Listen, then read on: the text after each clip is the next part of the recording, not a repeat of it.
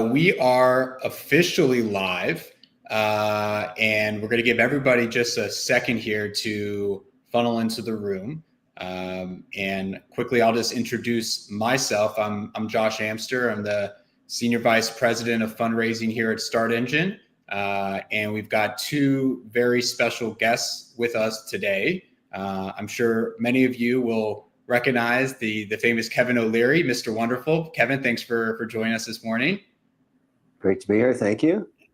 And then we have Isaac Hayes III. Isaac is the founder and CEO of Fanbase, who is the company that we are going to be focusing on for today's conversation. So Isaac, thank you for joining us as well. Thank you for having me. Absolutely. So great. So today's conversation, we're going to go into a few different topics related to Fanbase and the social media industry as a whole.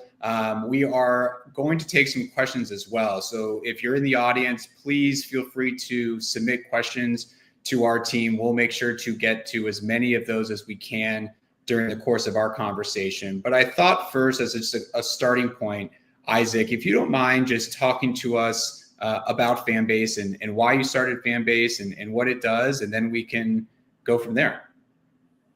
Yeah, well, Fanbase is a next-gen social media platform that allows any person to monetize from day one. It has 6 content verticals, which are just posting stories live, long-form content, audio chat rooms, and short-form content like what you would think Reels and TikTok videos are. And it's monetized for every single person on the planet. I wanted to remove the barriers that creators have to monetize content, and I wanted to create something that did not suppress the visibility and reach of people that use social media just based on the fact that sometimes advertising gets in the way and limits the reach of creators online. I saw a creator go viral. I felt like we needed something that allowed any person on the planet to become a content creator, either by intention or by just using the platform and discovering that ability. So we started with in-app purchase peer-to-peer subscription. So Fanbase was the first app that actually allowed another human being to subscribe to another human being using in-app purchase capability, not a credit card, but in-app purchase. So before then, you would have to use a credit card, or you could only subscribe to platforms like Spotify, Netflix. But I wanted that the ability to turn everybody basically into their own on-demand stream service. And so that's what Fanbase is about. Great. And so Fanbase right now has a reggae offering that is live on the platform on Start Engine. And as I mentioned, the company's raised just over $9.5 million in the current reggae offering, but a lot more in crowdfunding previously. I know, I think more than $8 million in prior regulation CF offerings. So in total, between everything, over $17 million in crowdfunding. So Isaac, what is it about crowdfunding that has attracted you to it, and why have you been so successful within it? Well, a couple things. It was a necessity at the time because we were kind of in COVID. We weren't able to move, but I also think that having a product already built, like we already had an MVP, I'd already paid for the platform to exist and spent money building an MVP. And so I feel like when you're raising capital, and people have something that's tangible and they can use and assess for themselves to decide if they want to invest their money in it, it's good. And I always say nothing speaks better for Fanbase than the product itself. It's not me, it's the amazing people that built the platform that continue to do that. And I know people invest in founders, but I also think that Fanbase speaks for itself when you actually use the platform. And it also builds in a community of people that want to help support and build something. Typically, offerings like this in early stage tech companies are available to accredited investors, angels, high net worth individuals. And so allowing people to have a shot to invest in a tech startup, which can scale, pretty large, I think is enticing for people because a lot of people never get a shot at this type of situation. And so I think it's extremely advantageous that people really take a look at Fanbase and understand the opportunity that's in front of them. Because then you have advocates, you have people that actually support content creators that can actually own equity in a platform that they use. And a lot of people, there are quite a few people that have invested in Fanbase and already made back money that they've invested in Fanbase by using the app. And that's remarkable because it's doing the job it's supposed to do. Very interesting. Now, I know TikTok has been in and around the news a lot recently, and Kevin, you've been very involved in that discussion in the news cycle. Just a fun stat: since the TikTok ban that was in place, that helped Fanbase dramatically. I think almost $4 million was raised by the company since that ban was put into effect, and then obviously delayed. But Kevin, what is it that got you just interested in this space and looking at a TikTok purchase? What is it about the social media space as a whole that, as from an investor standpoint, people should be looking at?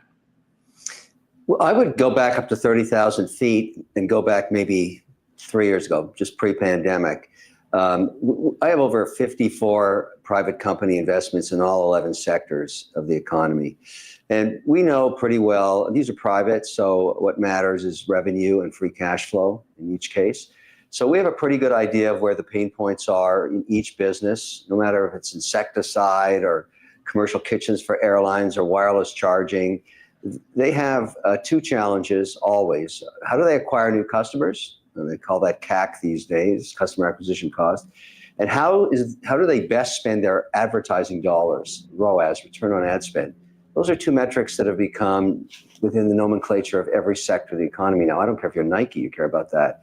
And social media in the last 3 years is the fastest growing spend for acquiring customers and maintaining communities. And so what's very difficult to do with and I think Fanbase has achieved that, is to get some kind of critical mass to actually form a community that advertises to itself effectively. It says, look, this platform, I'm a creator on this platform, and I monetize on it. And it's worth my time when I get up in the morning and spend my 18 hours a day doing whatever I do, because this is a giant digital community that has choices. It can go to any social media site, TikTok included, or Instagram or Facebook or LinkedIn even, or X, whatever, and monetize their business, grow their business, form a community, and figure out a way to live off it. It's actually turning into the fastest growing part of the economy in job creation. And even Congress has started to notice it, because the market caps of these companies are over $1 trillion.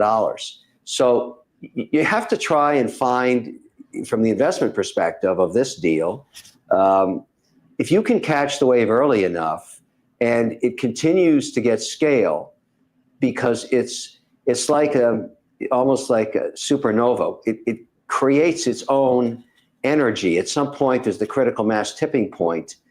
And I think that's kind of the story here, and why it's, now whether or not TikTok makes a difference, it may go dark on April 5th.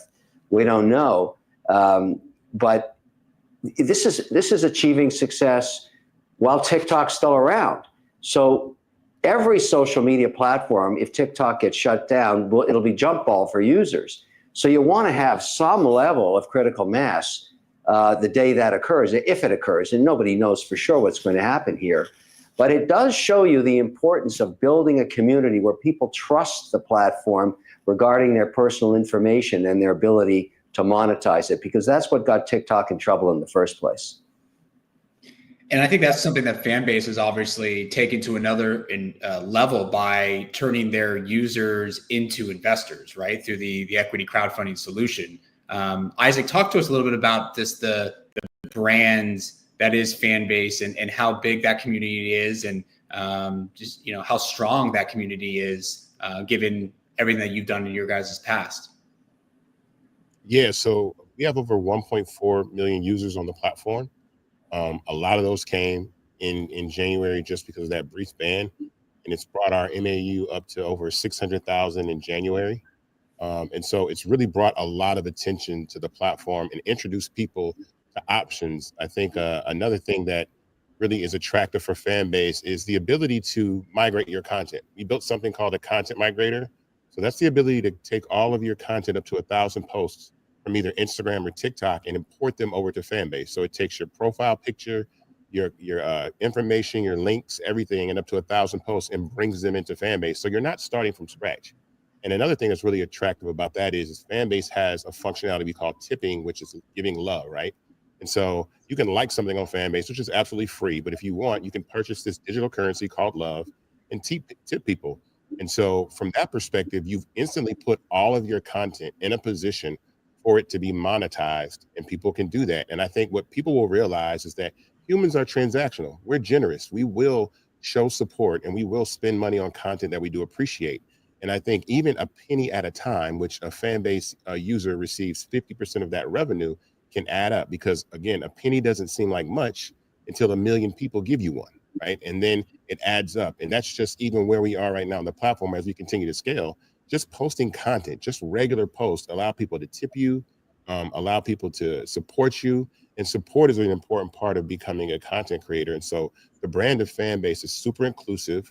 I built this platform to actually be a successor to the legacy platforms that exist, because I feel that I feel like no social media platform is immortal in the sense of relevance, because kids are always going to be on platforms that their parents are not on. And so as soon as my mom got on Facebook, I left Facebook and went to Instagram. And I have a 19-year-old brother who is nowhere on Instagram, because younger people are going to migrate away from older audiences. And so what happens is platforms capture that audience, like TikTok, young kids, and then it starts to trickle up into the older generations, and then that becomes too saturated, and then the audiences start to look for somewhere else to go. So Fanbase is a great alternative in a way that I think I see the vision of what social media is going to be, especially with content. This is something that I said even the last couple of days. I feel like that people are consuming content through large social networks rather than traditional television, right? And I feel like in the future, the way that people consume content is going to be through platforms like YouTube, like Instagram, like TikTok, and whoever owns the infrastructure of those platforms that distribute that content have the ability to be trillion-dollar companies. Now that remains to be seen, whether or not that is for Fanbase. But as Kevin mentioned, you have platforms like Meta, which are like $1.7 trillion, right? And so it's really a great opportunity to try to build something disruptive, inclusive, and for every single person. We have questions from the crowd already rolling in here. And Kevin, there's one specific for you here that I think is somewhat relevant to what we were just talking about. And you talked about some of these key terms previously when you were speaking, but what are 3 things that you look for when you're investing in social media companies? I'm looking, number one, for scale. I mean, have they proven their reason to exist? Have they found their niche and they're growing it? So, there's a lot of social media startup ideas out there. There's probably 30, 40 decks floating around. 99% are going to fail. And sometimes it's just serendipitous luck that gets one off the ground. But I don't want to invest in an idea for social media because the probability of success is too low. I'd rather catch the wave after the platform has established its community and it's proven that it has a right to exist, so to speak. Because then the only challenge is, does the CEO have the executional skills along with their team to pour gasoline on the fire? Because once you understand why people come to you, your job is to get more of them. That's it. So you don't have to worry about, do I have to prove this idea out, as has been tried so many times. This idea works, and we have over 1 million followers using the platform. Now we want to get to 100 million. How do we do that? And if you believe that the executional skills exist, then as an investor, all you're doing is saying, go execute. Doesn't mean they'll do it properly or they won't have to pivot, but it's a whole lot more attractive than rolling the dice saying, does this idea even have a chance of existing? And that's why it's way better to pour gas on the fire in social media than it is to try and start from scratch.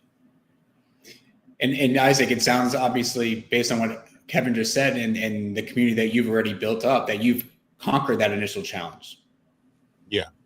I bootstrapped the original MVP of Fanbase with my own money. I spent about $200,000 to build the original MVP. And I felt that alone would leave, some questions, actually give some people an opportunity not to say no, because it's a lot harder to prove a concept on a bunch of PDFs or a deck rather than something that you can download, use, see the functionality, see that it actually works, and prove the model. And we actually spent a good amount of time making sure that will people pay for content using in-app purchase capability? And we did that. And once we knew that people would, and we started seeing that younger people absolutely do, then that got me excited, because now I have a community of people that can join Fanbase like I might have been on MySpace 25 years ago or 20 years ago, and have those users for 20 years until we become the old guy at the social media club, and then some other platform comes along, and it will evolve as a company. But I think it's absolutely advantageous for us to be able to scale, as we have a proven model, we have a community, and we have the opportunity for longevity in social media, because young people and especially Black culture absolutely drive the narrative and the conversation of social media. So now you have a really long lifespan, a long runway to execute. Isaac, what kind of partnerships is Fanbase leveraging right now? Oh, well, one of the things that we're really looking into is creative ways to actually do advertising. Advertising is a huge part of social media. And one of the things that I talk about not actually interfering with the user experience is partnering with brands. So brands are able to create partnerships with Fanbase to market and promote their concepts, even through audio, with something we call brand audio on the web. And so we took our audio rooms, right, and we put them on the web, and that accomplishes a really good task. Number one, it allows a lot more people to listen to the conversation online, because it's available on your laptop, it's available on your phone without even having to download Fanbase. But then it also creates the opportunity to advertise, create call to action buttons, create opportunities for people to engage and create events and moments. So we've been partnering with brands to be able to create that type of opportunity. So for instance, the ability for a brand to come on board and talk about a release and give people early access to things that they would not get. It creates this kind of FOMO about audio, because you missed the conversation that happened on Fanbase where people were talking about something that you really wanted to be a part of, or talk to the creator or the producer of a film. We've had a couple documentaries actually do things on Fanbase in audio. So our brand partnerships is really what we focus on for that. And then we have HBCU partnerships. We partnered with Apple's Propel for HBCU students right here in Atlanta, Georgia. And I think that's also critical, because it gives an opportunity for young people to get a look inside of a tech company, to actually touch and be a part of something and understand what's going on under the hood, and inspire them to build great things and great products and great software as well. I think we need to get Mr. Wonderful a Fanbase account so he can do his guitar jam sessions for the public and get some tips flowing in his direction. I think, Kevin, you probably would like that, wouldn't you? Yeah, I wanted to ask Isaac, by the way, I said this earlier before we went live, I'm a huge fan of Isaac Hayes. The album from way back, I think it was in the late 60s. What you're talking about. Yeah, I still have it on vinyl, and the reason it's crazy, I just played it a couple of nights ago for my kids. They went nuts. They loved it. And so it just shows you everything old comes back again. So here it is. But I wanted to make sure that you, maybe if you can, I don't know about the quiet period, talk about how Fanbase makes money for Fanbase.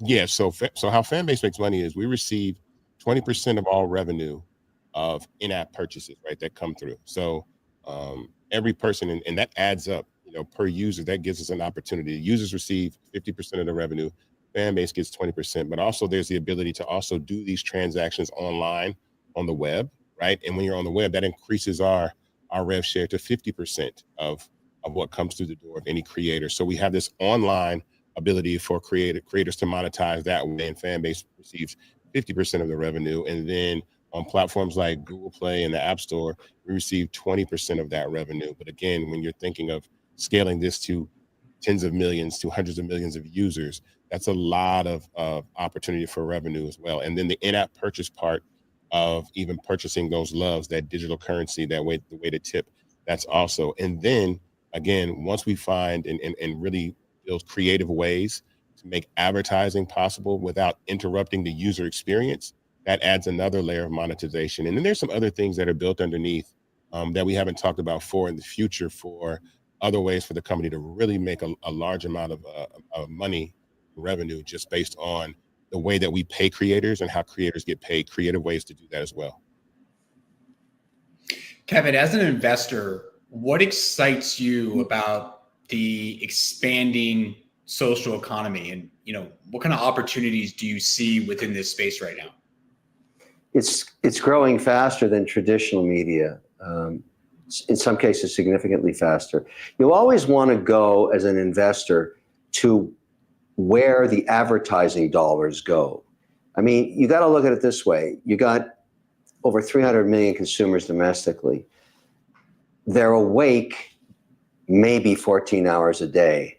How many minutes of their eyeball time do you get, and where do they go? Because that's where the advertising dollars go to acquire them as customers. And we look at this data every Tuesday.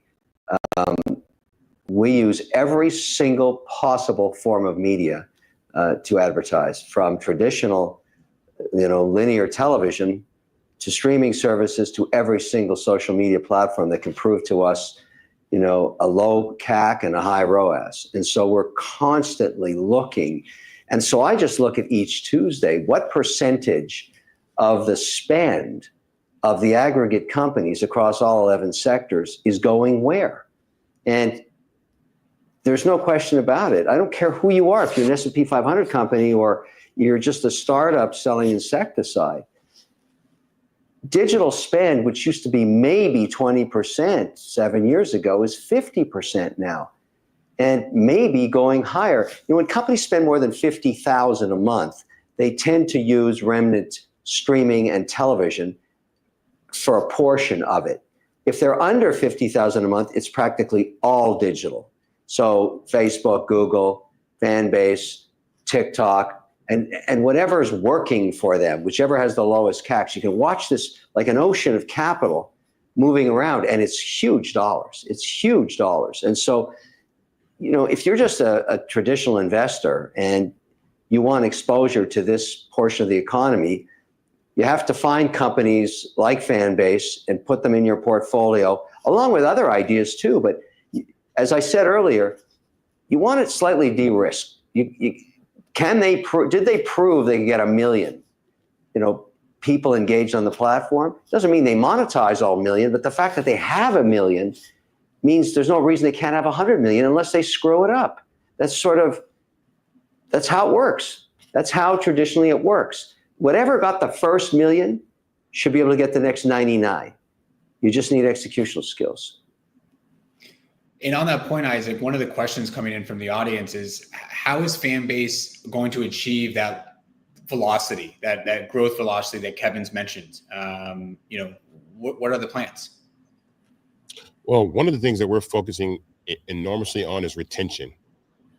Retention is really, the key to scaling a community. Is once you find that perfect recipe of what holds people on a platform longer, like what Kevin was speaking about earlier, is like, how long do people stay on these platforms? This is a battle for people's attention and eyeballs. Like, the average person spends about between 30 to 36 minutes a day on Fanbase, right? And the amazing part about that is that's up there with platforms like YouTube, up there with platforms like Instagram and TikTok. I think audio is a real big addition to that holds people, because people are sitting on the platform all day having these audio conversations. And so we're looking for that sweet spot of retention. So those are things that the functionality that people want, the functionality that people are used to, and then also being innovative, like really creating great product. But once you nail retention and got it, now you can market, because you know that no matter who comes in your platform, you're going to keep a percentage of those people regardless, because you got that retention recipe that just you rinse and repeat. You keep doing over and over and over again, and that allows you to scale. So right now, especially these next 2 quarters, as we close this raise, we're going to continue to focus so much and just really making retention super, super hot. Amazing. And I guess, Kevin, Isaac, first with you, where do you see your industry going in the next couple of years? I know there's a lot that's going to be going on in the next couple of months, but just in the next 2-3 years, where do you see your industry developing? I think that people are wanting to consume content in a non-traditional manner, right? I think people just sitting in front of a screen and watching content is not how we consume content now. Now we want to have a little bit more immersive experiences. We want to be able to chat while we're watching the program. We want to be able to send this with our friends. We want to be able to take it with us where we go. And so I think that a lot of media companies are really going to focus their attention on social media platforms to distribute their content, because a lot of these platforms, legacy platforms, are struggling to retain the attention of people. Like when you get to younger users, right, between the ages of, like, let's say 13 to 24 years old, right, the younger generation, they're spending about 7% of their time watching traditional television. When you get up to like 35 and up, it's like 45%. So younger people are moving away from traditional television and they're spending their time watching content, shorter versions of content. I always say that, like, the TV guide of today is your DMs, right? You no longer have to surf the internet anymore or surf online with what you want to watch. Your friends send you the things that you like. And so I think this community-based sharing of content and consuming content is how we're going to, watch and use content in the future. And so that's what I love about Fanbase, because once you build the community, the functionality, depending on whatever media is there, and there's other media out there to get, there's podcasting, there's other things that can be incorporated into a community. And once we have that, again, the sky's the limit on what we can pull in and actually build the way that we distribute content. Again, whoever owns the platforms that distribute the content, right? So whoever owns a piece of the YouTube, a piece of the Instagrams, a piece of the TikToks, right? You're putting yourself in a position to have an opportunity to own part of a platform that can scale, because I don't see any other way that people are going to consume content other than through large social networks with their friends. Kevin, how about you? Anything that maybe Isaac didn't mention there that you also see on the horizon over the next couple of years within this space?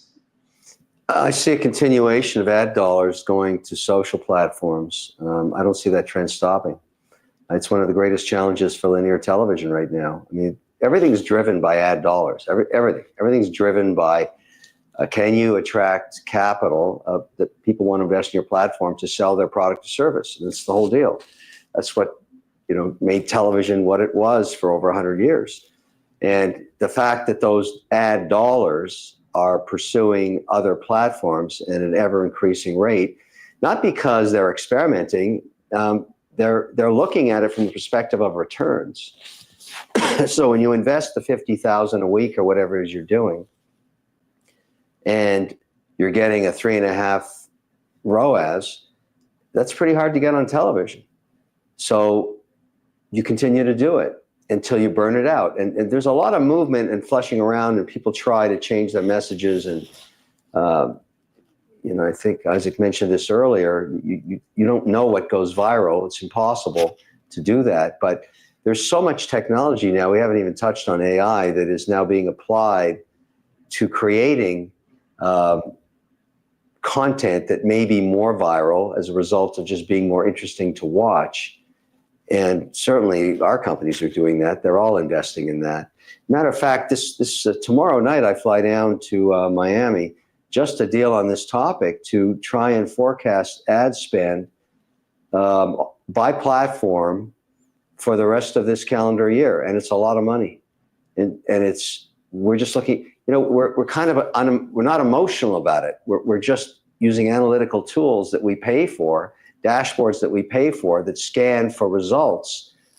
We were watching this during the election. What platforms were working, and kind of tagging along with those digital spends. So this is a really, really big space, and it's not a small, idea anymore. It's a huge idea, and I kind of agree with Isaac that my kids don't watch TV, period. Like zero. So they get their content many different ways, and move around until they find a community that they want to be part of. And they're fickle. And so you have to keep your chops up. You got to keep serving up what works. And there's lots of competition, but getting the first million, that's impossible. Once you have that, the rest is execution. I've said it 3 times. Yeah. And Fanbase has it. They already have the first million. So that's a major milestone to clear. Well, guys, I just want to thank both of you for your time and thoughts today. I think it's been a really interesting discussion. It took us 29 minutes to mention AI, by the way. That was probably the first. I'm glad somebody did it, but I'm sure, Isaac, you have a whole story on that if we had to get into it. Yeah. Well, great. So Kevin, thank you for your time. Isaac, thank you as well. Again, just a reminder for everybody, Fanbase has a live offering on Start Engine right now. You can, there's been a ticker scrolling at the bottom there, invest.fanbase.app. You can go there and learn more about the offering. But I just want to thank both of you again for your time, and I hope you both have a great rest of your day and a great week. Thank you.